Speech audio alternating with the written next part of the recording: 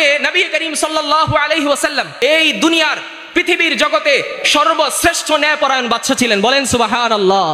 সর্বশ্রেষ্ঠ ন্যায়পরায়ণ বাদশা কে ছিলেন? হযরতে মুহাম্মদুর রাসূলুল্লাহ সাল্লাল্লাহু আলাইহি ওয়াসাল্লাম। একটা ঘটনা শোনাবো, নবীজি কেমন ন্যায়পরায়ণ ছিলেন। হযরতে আয়েশা রাদিয়াল্লাহু তাআলা আনহা থেকে এই হাদিস বর্ণনা, বুখারী শরীফের বর্ণনা। আয়েশা রাদিয়াল্লাহু তাআলা আনহা বলেন, আন্না কুরাইশান আহাম্মাহুম শানুল মারআতিল মাখজুমিয়া। মাখজুমি একটা গোত্র ছিল নবীর যুগে। মাখজুমি একটা গোত্রের একজন সম্ভ্রান্ত পরিবারের একজন মেয়ে সারাকত, চুরি করেছে। কি করেছে? চুরি করেছে। সে চুরি করার কারণে কুরাইশ গোত্রের যারা ছিল তাদেরকে ভাবিয়ে তুলেছে এই চুরি করার বিষয়টা, তাদেরকে দুশ্চিন্তাগ্রস্তে ফেলে দিয়েছে যে একজন মাখজুমি গোত্র বংশীয় একজন মহিলা সে কিভাবে চুরি করতে পারে। এখন সে চুরি করেছে, আইন অনুযায়ী তার হাত কেটে দিবে। হাত কি করবে? কেটে দিবে।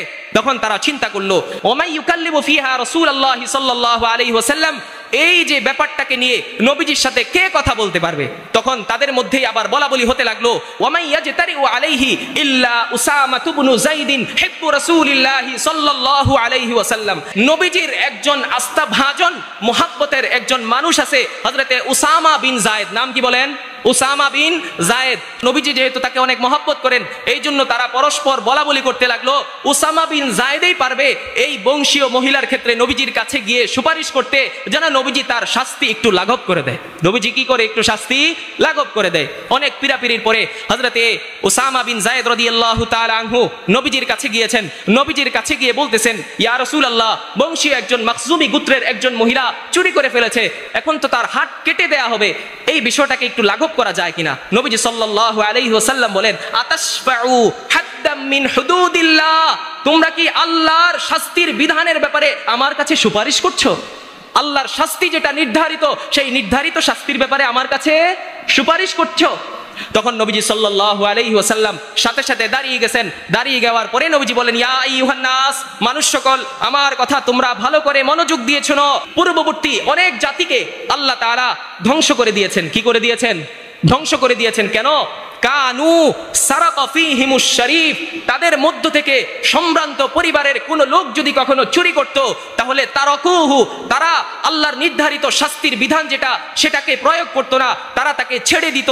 ওয়া ইদা সারাকা ফীহিমুদ দাঈফ, তাদের মধ্য থেকে কোন দুর্বল, সম্ভ্রান্ত না দুর্বল কোন ব্যক্তি যদি কোনোভাবে চুরি করার চেষ্টা করত, তখন আকামুল হাদ্দা, তারা আল্লাহর নির্ধারিত যেই ফয়সালা, আল্লাহর নির্ধারিত যেই শাস্তি সেটা প্রয়োগ করত। কথাটা বুঝছেন? যারা ধনী ছিল তারা চুরি করলে তাদেরকে কি করত? ছেড়ে দিত।